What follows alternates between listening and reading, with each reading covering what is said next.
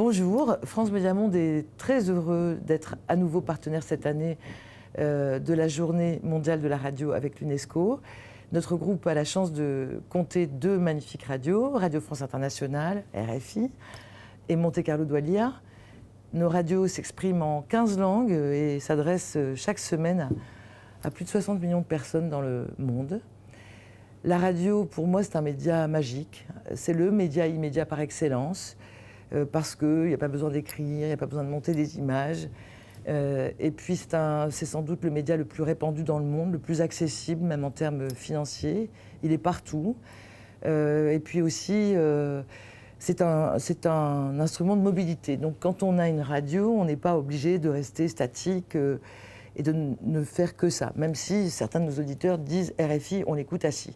Mais donc c'est un média qui a beaucoup de qualités, c'est pourquoi, évidemment, dans les situations d'urgence et de catastrophe, c'est le média par excellence et qu'on ne peut que souscrire au thème qu'a retenu l'UNESCO cette année. C'est d'ailleurs ce que nous nous efforçons de faire. Je pense par exemple au moment de l'épidémie Ebola, avec Médecins sans frontières, RFI a mis en place un dispositif vraiment d'appui aux populations, à la fois pour les informer, pour les aider à se soigner. Et je pense que ça a été vraiment une mobilisation générale utile.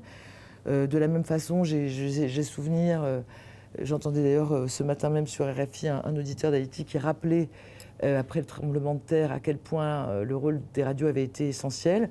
RFI a fait partie des toutes premières radios qui ont été présentes après le tremblement de terre et qui ont aidé à soutenir le moral des Haïtiens.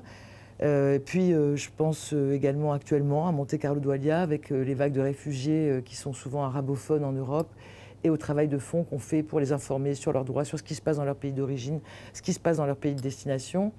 Donc je crois qu'on joue pleinement ce rôle de radio des situations d'urgence et de catastrophe. Ce que j'aime aussi dans la radio et dans ce qu'on fait en tout cas avec nos radios, c'est l'idée de la proximité, de l'interactivité. L'interactivité, c'est vraiment très important. Nos auditeurs ont un rôle majeur sur nos antennes. Ceux qui connaissent Appel sur l'actualité, qui existe aussi côté Monte Carlo Doualiya en arabe, savent à quel point les auditeurs sont un moteur pour nos antennes.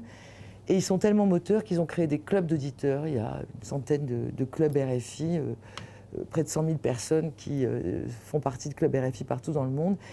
Et avec le Haut Commissariat aux réfugiés des Nations Unies, on a implanté des clubs RFI dans des camps de réfugiés en Tanzanie, en RDC, dans plusieurs pays, pour faire des tas d'activités autour de notre radio, du sport, de la langue française, du développement durable. C'est très important pour nous, ça nous donne beaucoup de sens.